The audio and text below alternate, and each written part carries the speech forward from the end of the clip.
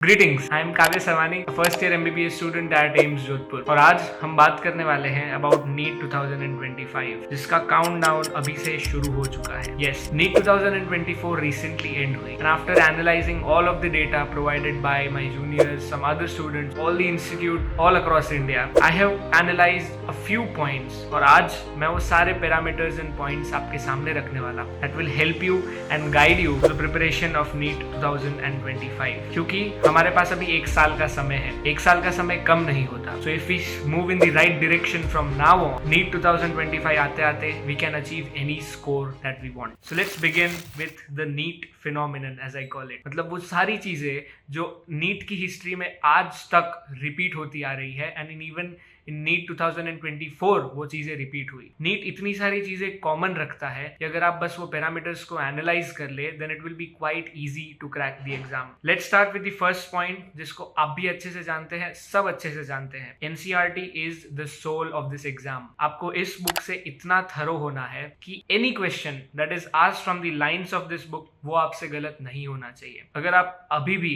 कोई external book follow कर रहे हैं या फिर उसी पे कंप्लीटली डिपेंडेंट है, आई एम नॉट सेइंग कि आप कोई भी बुक रेफर ना करें, you can refer to them for some concept, but वो कॉन्सेप्ट में एनसीईआरटी क्या कहती है ये भी आपको पैरेलली पता होना चाहिए। Whatever NCERT says, that is the right thing for NEET. So NCERT is the soul and will remain the soul for this exam. Even JEE exams are shifting to this thing. So keep in mind, NCERT is your Bible. Line by line, word to word, आपको ये book से thorough होना है। The second thing, statements and understanding based question. आपने देखा होगा recently कुछ सालों में statement based questions का नंबर बढ़ गया है। Since the number of aspirants is increasing, the differentiating parameter that NEET wants to create is the level of understanding of aspirant। और level of understanding चेक करने के लिए वो statement based questions का नंबर बढ़ा रहे हैं। मतलब दो statements अगर एक question में पूछे जाए then a child will be tested for both these statements कि क्या आपने वो दोनों concepts पढ़े हैं या नहीं।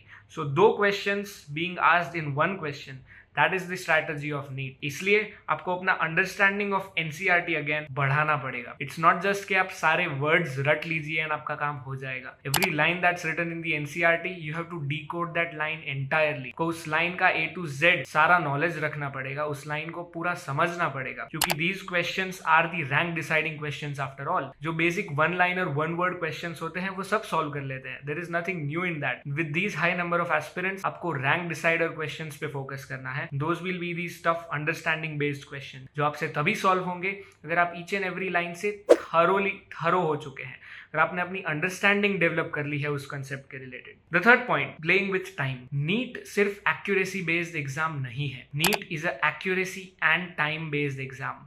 को दो पैरामीटर्स का ध्यान रखना होता है, एक्यूरेसी एंड टाइम। अगर आज की डेट में आप में से कई लोगों को अगर मैं नीट का पेपर दूं एंड कहूं कि उसे पूरे एक दिन में सॉल्व करो, then most of you will be able to solve that paper completely with 100% accuracy. But ये चीज नीट एग्जाम हॉल में तो नहीं होती, because we are restricted by the time of 3 hours 20 minutes।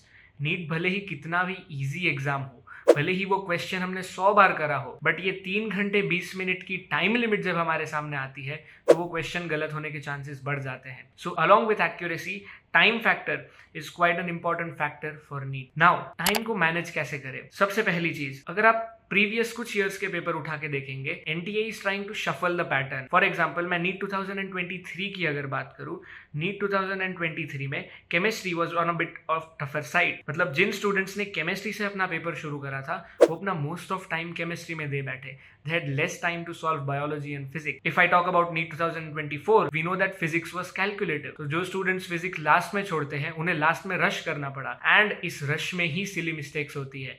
इस रश में ही आप 30 into 2 को 90 लिख के आ जाते हैं। यही सिली मिस्टेक्स हमें नहीं करनी है। So for that I advise कि आप ये प्रैक्टिस अभी से डालनी शुरू की। All the mock test that you give from now onwards, before starting the test आप पूरे टेस्ट पेपर से गो थ्रू हो जाइए। हम जनरली क्या करते हैं, we open up the test और आपका जो भी ऑर्डर है, most students start with biology, तो हम क्या करेंगे, we move to the biology section और हम क्वेश्चन सॉल्व करना स्टार्ट कर देंगे। बट आई एडवाइस यू कि फ्रॉम नाउ ऑन आप जब भी कोई मॉक टेस्ट दे, कोई भी पेपर दे, then before starting with your biology section directly आप पूरे पेपर को एक बार गो थ्रू कीजिए। हमने इतनी प्रैक्टिस तो करी है कि अगर हम क्वेश्चंस को देखें तो we get a rough idea कि कौन सा सेक्शन लेंथियर साइड पे है एंड कौन से सेक्शन में स्ट्रेट फॉरवर्ड क्वेश्चंस पूछे गए हैं। फॉर एग्जांपल अगर मैं नीट 2023 की बात करूं, मेरे नीट की बात करूं, तो मैंने जब पेपर घुमाया, biology had a lot of statement based questions and since NEET 2022 में ये इशू हुआ था कि due to high number of statement based questions in biology लोगों का पेपर छूट गया था, I decided to drop biology and start my paper with physics. तो ये डिसीजंस आपको स्पॉन्टेनियसली पेपर में लेना आना चाहिए। For that you need to begin practising this in the mocks right now. तो एक पूरे पेपर का गो थ्रू लीजिए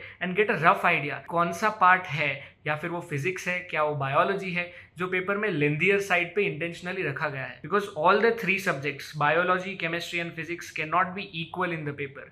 कोई एक सब्जेक्ट को वो टफर साइड पे या फिर लेंथियर साइड पे रखेंगे ही। You just need to identify that subject.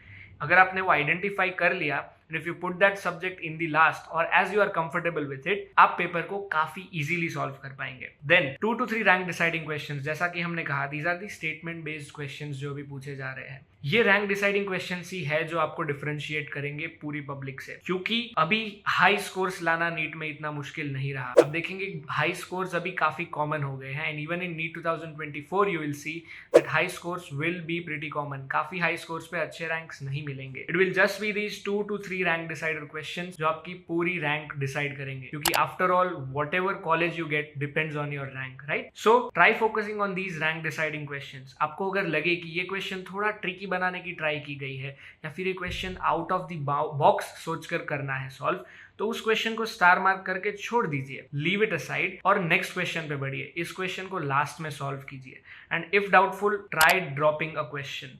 Generally students drop करना प्रेफर नहीं करते, but if you leave a question और अगर आप 1 मार्क का गैप भी क्रिएट कर लेते हैं, 1 मार्क का gap helps you a lot in boosting your rank. So अगर आप बहुत ही doubtful है, then try leaving the question. Then solving more helps better. After talking to a lot of juniors this year and lot of colleagues last year, मुझे ये चीज पता चली थी, उन लोगों ने अच्छा परफॉर्म करा नीट में जिन्होंने सॉल्विंग पर ज्यादा फोकस करा था rather than just mugging up the theory. Books सब पढ़ते हैं, NCERT सबके पास है, सबने खरीदी हुई है and everyone knows कि NCERT is quite important. तो NCERT सब रट लेते हैं, but solving questions is where people lack. लोगों को लगता है कि एक चैप्टर पढ़ने के बाद उसके 20 या 30 क्वेश्चंस करना सफिशिएंट है। नहीं, the more number of questions you solve, the more familiar you will become with the chapter. वो उतना ही आपको नीट के दिन हेल्प करेगा।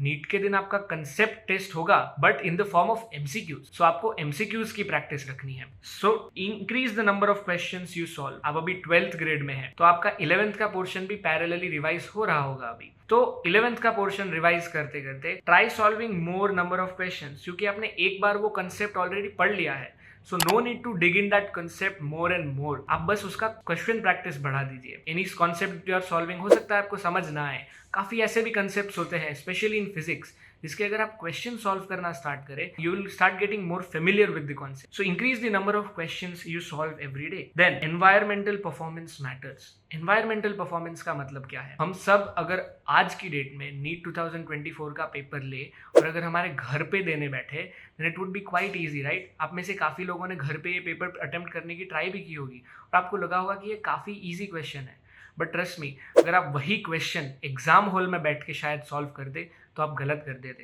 That is the parameter of environmental performance. जब आप अपना एनवायरमेंट देखते हैं नीट में तो आप घबरा जाते हैं। That anxiety leads to making silly mistakes. तो एनवायरमेंटल परफॉर्मेंस बूस्ट करने के लिए try putting yourself into the NEET environment more and more. जितना हो सके अपने आप को उस प्रेशर के अंदर डालिए। अब जब टेस्ट दे रहे हैं, डोंट गेट कंफर्टेबल। आप बेड पे बैठ के आराम से अपने टैबलेट या फिर मोबाइल को ऑन करके टेस्ट मत दीजिए। Put yourself under the pressure. Pick table and कुर्सी पे बैठिए एंड कभी कभी हो सके तो ट्राई डूइंग थिंग्स जो नीट एग्जाम हॉल में हो सकती है। काफी एग्जाम हॉल्स होते हैं जिनमें पंखा नहीं चल रहा होता, so try switching off the fan and giving the test. Put yourself under the environment of NEET, ताकि जब आप नीट देने बैठे तो आपके लिए वो कुछ नया ना हो। It is something you would have done before. आप इजीली अच्छा परफॉर्म कर सकते हैं बिकॉज हम नीट अभी इतनी कॉम्पिटिटिव हो चुकी है कि we can't take any risk. हमें हर पैरामीटर को ध्यान में रखते आगे बढ़ना है और ये प्रैक्टिस आपके पास अभी 1 साल है। So 1 year is quite sufficient to be where you want to be. अगर आप ये सारी प्रैक्टिसेस 1 साल के लिए फॉलो करें तो ये प्रैक्टिसेस आपकी हैबिट बन जाएंगी और वो हैबिट ही आपके नीट के दिन रिफ्लेक्ट होगी।